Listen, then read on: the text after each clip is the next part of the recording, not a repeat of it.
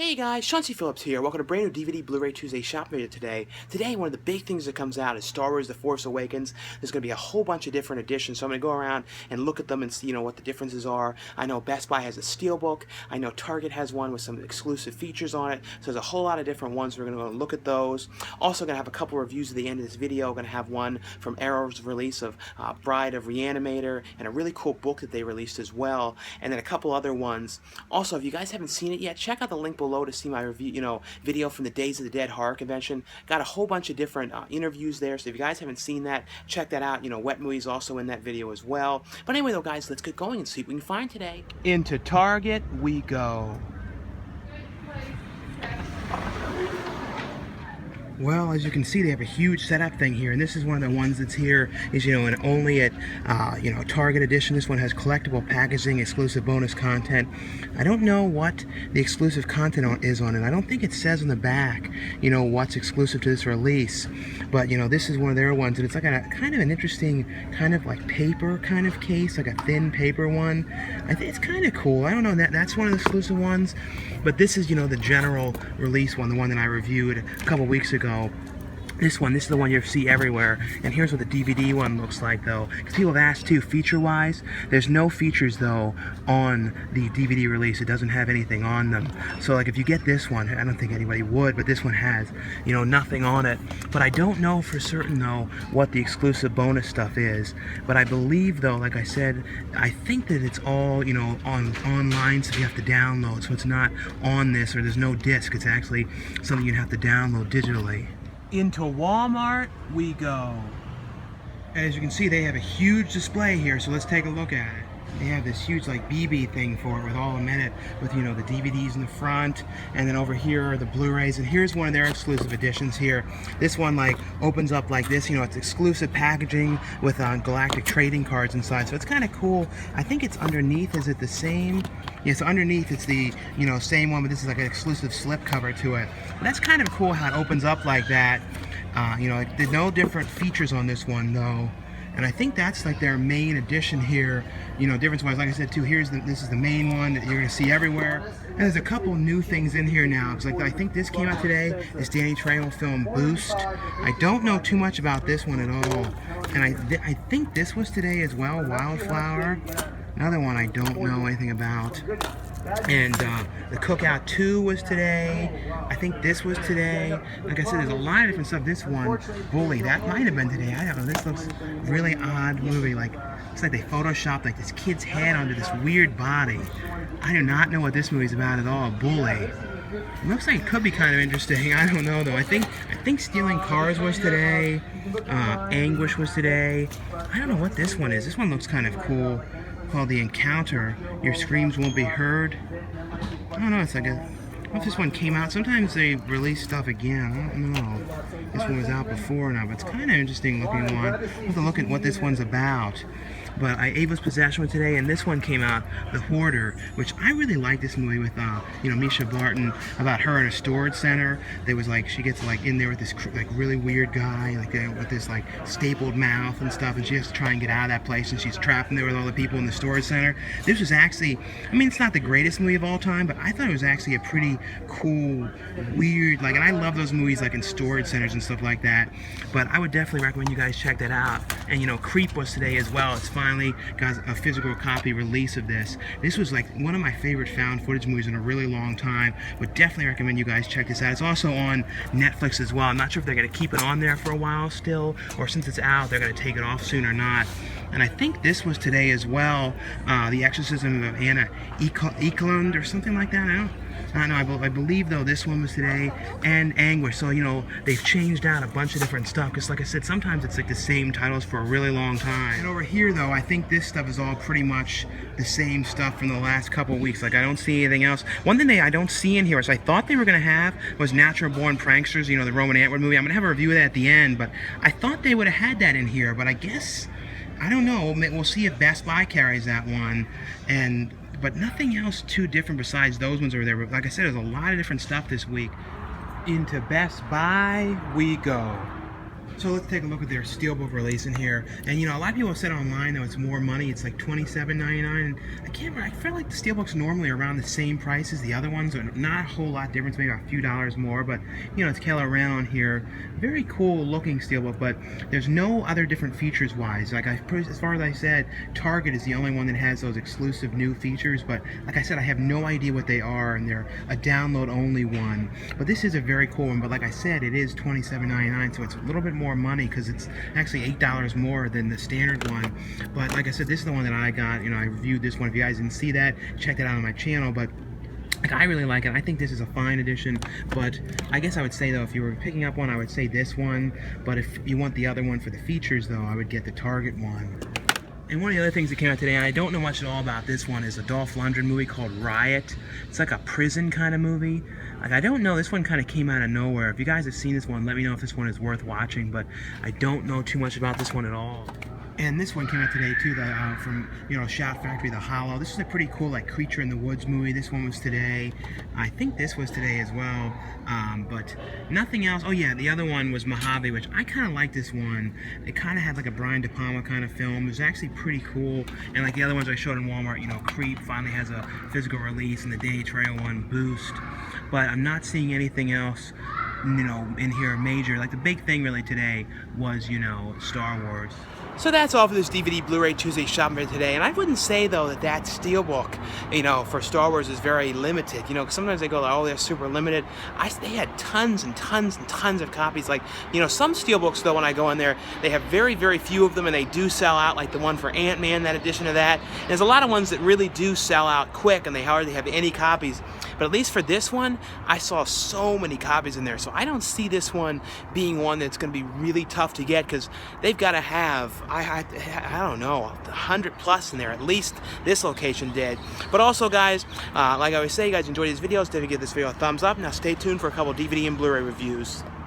And the first one I got from Arrow Video US is the follow-up to Re-animator, which was a really good sequel to Re-animator. They also did Beyond Re-animator, which is all set in prison, which I actually like that one a lot as well. But this is the 3-disc limited edition version of Bride of Re-animator. And this has, you know, 2 Blu-rays, 1 DVD in this. You know, and basically the main limited edition thing is a graphic novel comic book. I'm going to show you guys a look at that. And, you know, the second Blu-ray is the R-rated cut in a new, you know, brand new 2K transfer. Both the transfers of this look great, but it was really cool though they included the R-rated cut as well. But it also, you know, has the unrated cut into 2K transfer as well, brand new transfer. But both of them look great. But basically though, the movie's, you know, about Jeffrey Combs' character, who is this doctor. In the beginning in the first film, you know, he had developed this serum with, you know, Bruce Abbott's character, and the serum is basically he could bring back dead people that have died. And in this one, you know, the new one, there's terrible things happening at the end of the last film. The one character's girlfriend ends up dying. Everything goes really terribly wrong. There's this terrible massacre, and there's people get killed in the lab that they're working on. And it's all this kind of stuff. This is like a number of months later, and both the doctors are now out in, you know, kind of like in a war kind of area, and they're basically there because they want to kind of experiment on the bodies of people who kind of die in the war and stuff like that.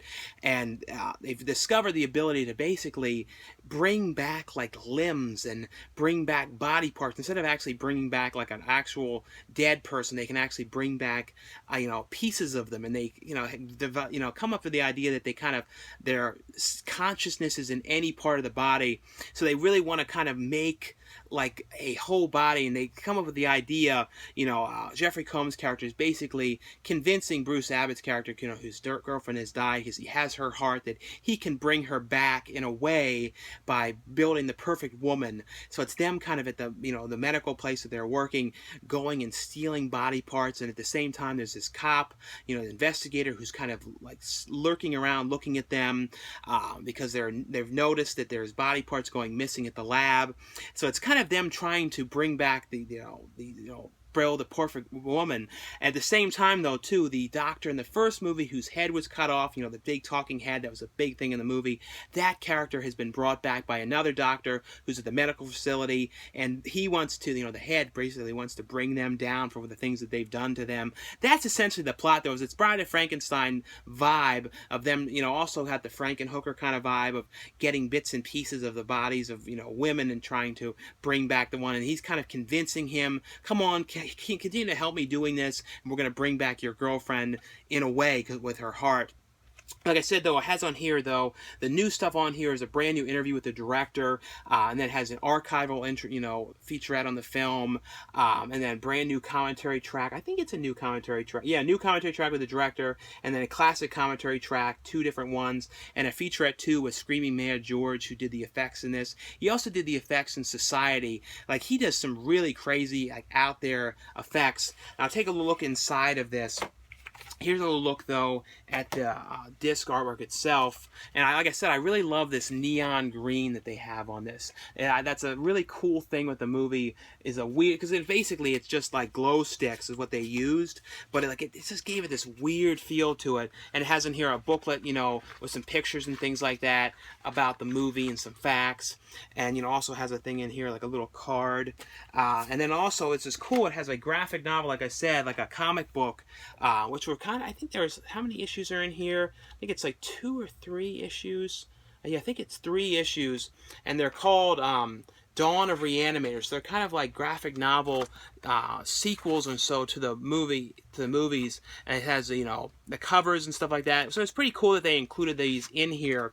Like I said, though, let's look at that, the Bride of Re-animator Blu-ray set. And then another thing I got from Arrow is a really cool companion book. It's called Cult Cinema, and this is like really cool that Arrow released this one. And it's basically kind of like, it also has a print inside of it, and it basically is kind of a book that kind of, like I said, is a companion to the releases from Arrow. And it has in here, I'll show you some of the stuff that I can show, so I have to be careful. It has like, you know, cult movies, and then it has Fall of the House of Usher, and then it kind of goes through all these different kinds of things, like in here, like murder set pieces, and has things on here on Deep Red, which is what they released in the UK. So it, you know, talks about UK releases and some of their UK and America releases as well, talking about the joys of, you know, zombie films, and it's a very cool thing. Because it talks about, like I said, American giallo films, like things like Dress to Kill. So it goes through it with all these kind of pieces and talk about the things.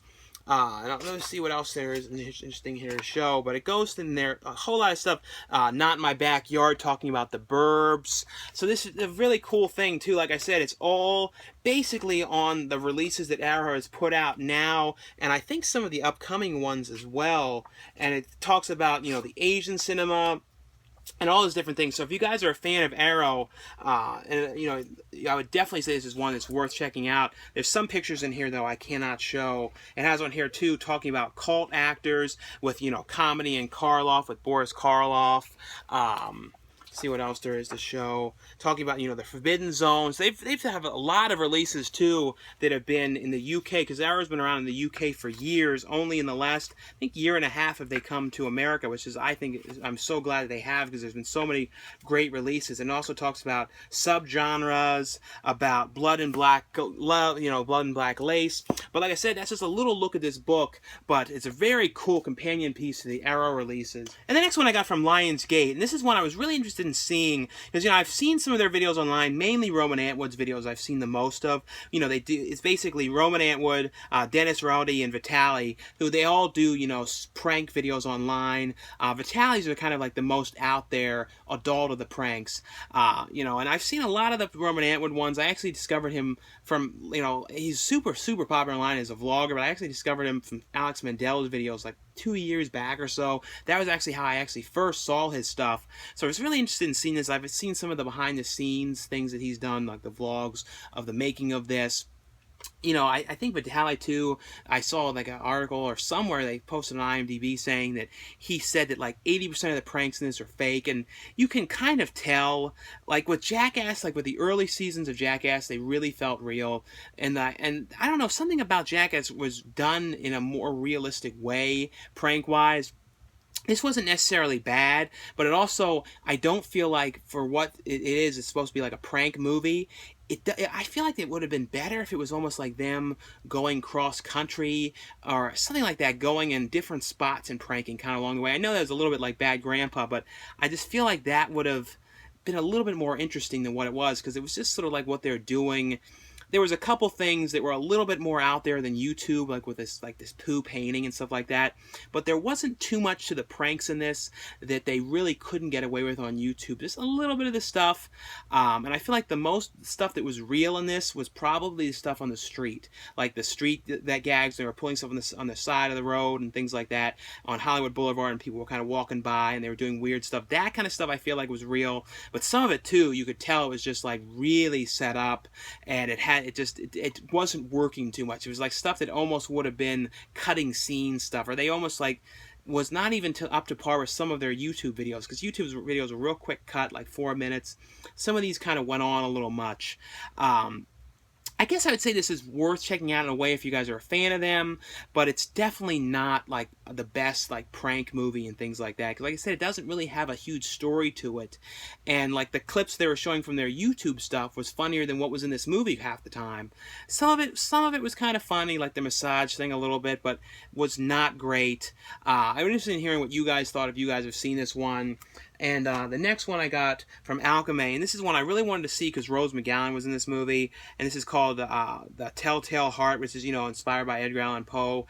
And it was interesting too, because like when it was starting, I couldn't tell if it like when it was set, and it's one of those movies when you're trying to figure out exactly when this takes place, because you saw this modern car, this modern scene in the beginning, but then the car looked old, so you were kind of like, wait a minute, when is this taking place? And it was kind of really making you wonder when this whole movie is set.